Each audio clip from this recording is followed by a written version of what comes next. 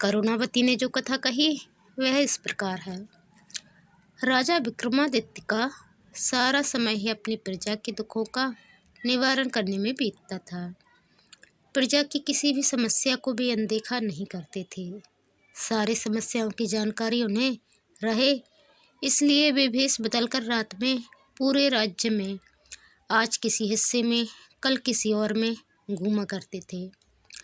उनकी इस आदत का पता चोर डाकुओं को भी था, इसलिए अपराध की घटनाएं छिटपुट ही हुआ करती थीं। विक्रम चाहते थे कि अपराध बिल्कुल मिट जाए ताकि लोग निर्भय होकर एक स्थान से दूसरे स्थान की यात्रा करें तथा चैन की नींद सो सकें। ऐसे ही विक्रम एक रात भेष बदलकर राज्य के एक हिस्से में घूम रहे थे कि उन्हें एक बड़े भवन से लटकता एक कमंद नजर आया। इस कमंद के सहारे जरूर कोई चोर ही ऊपर की मंजिल तक गया होगा। यह सोचकर वे कमंद के सहारे ऊपर पहुंचे। उन्होंने अपनी तलवार हाथों में ले ली ताकि सामना होने पर चोर को मौत की घाट उतार सके। तभी उनके कानों में स्त्री की धीमी आवाज़ पड़ी। तो चोर कोई स्त्री है? यह सोचकर वे उस कमरे की दीवार से सटकर खड़े हो गए जहाँ से आवाज़ आ रही थी। कोई स्त्री किसी से बगल वाले कमरे में जाकर किसी का वध करने को कह रही थी। उसका कहना था कि बिना उस आदमी का वध किए हुए किसी अन्य के साथ उसका संबंध रखना असंभव है। तभी एक पुरुष स्वर बोला कि वह लुटेरा अवश्य है, मगर किसी निरपराध व्यक्ति की जान लेना उसके लिए संभव नहीं है। वह स्त्री को अपने साथ किसी सुदूर स्थान जाने के लिए कह रहा था और उसके विश्वास दिलाने की कोशिश कर रहा था कि उसके पास इतना अधिक धन है कि बाकी बची जिंदगी वे दोनों आराम से बसर कर लेंगे। वह स्त्री अंत में उससे दूसरे दिन आने के लिए बोली, क्योंकि उसे धन बटोरने में कम से कम 24 घंटे लग जाते। राजा समझ गए कि पुरुष उस स्त्री का प्रेमी है तथा स्त्री उस सेठ की पत्नी है जिसका यह भवन है। सेठ बगल वाले कमरे में सो रहा है और सेठानी उसके वध के लिए अपने प्रेमी को उकसा रही थी।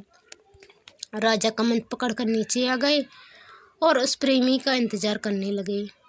थोड़ी देर बाद सेठानी का प्रेमी कमंद से नीचे आया तो राजा ने अपनी तलवार उसकी गर्दन पर रख दी तथा उसे बता दिया कि उसके सामने विक्रम खड़े हैं।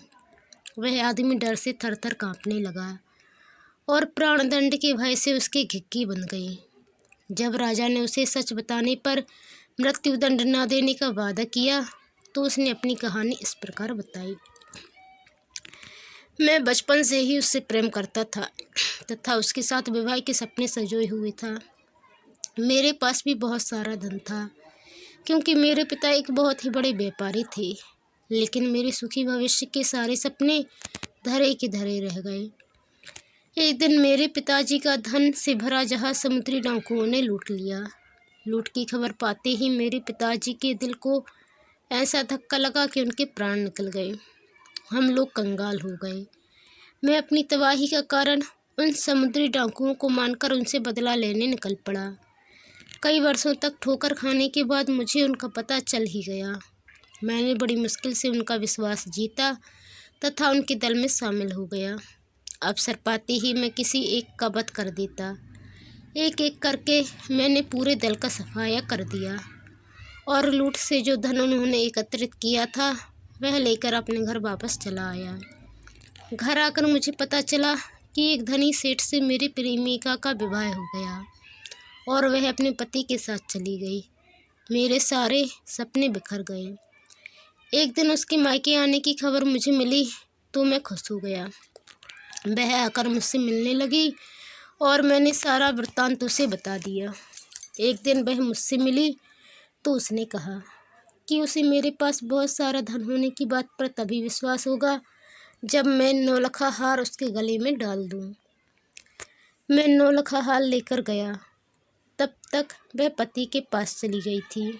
मैंने नौलखा हार लाकर उसे पति के घर में पहना दिया तो उसने अपने पति की हत्या करने को मुझे उकसाया। मैंने उसका कहना नहीं माना, क्योंकि किसी निरपराध की हत्या अपने हाथों से करना मैं भयानक पाप समझता हूँ। राजा विक्रमादित्य ने सच बोलने के लिए उसकी तारीफ की और समुद्री डाकुओं का सफाया करने के लिए उसका कंधा थपथपाया। उन्होंने उसे तिर्या चरित्र नहीं समझ पाने के लिए डांटा। उन्होंने कहा कि सच्ची प्रेमिकाएं प्रेमी से प्रेम करती हैं, उसके धन से नहीं। उसकी प्रेमिका ने उसकी प्रतीक्षा नहीं की और संपन्न व्यक्ति से शादी कर ली। दोबारा उससे भेंट होने पर पति से द्रोह करने से नहीं हिचकिचाई।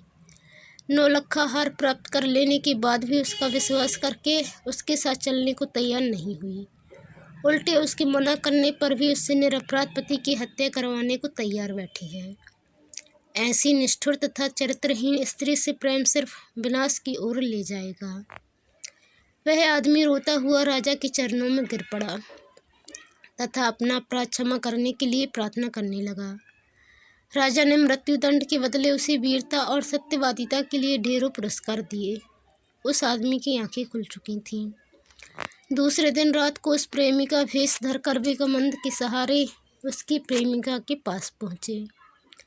उनके पहुँचते ही उस स्त्री ने स्वर्ण आभूषणों की बड़ी सी थैली उन्हें अपना प्रेमी समझकर पकड़ा दी और बोली कि उसने विष खिलाकर सेठ को मार दिया और सारे स्वर्ण आभूषण और हीरे जवाहरात चुनकर इस थैली में भर लिए। जब राजा कुछ नहीं बोले तो उसे शक हुआ और उसने नकली दाढ़ी मूछ नोच ली। किसी अन्य पुरुष को पाकर चोर चोर चिल्लाने लगी तथा राजा को अपने पति का हत्यारा बताकर विलाप करने लगी।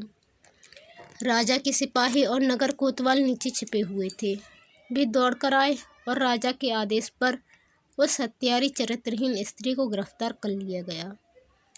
उस स्त्री को समझते देर नहीं लगी कि भेष बदलकर आया हुआ पुरुष खुद विक्रम थे।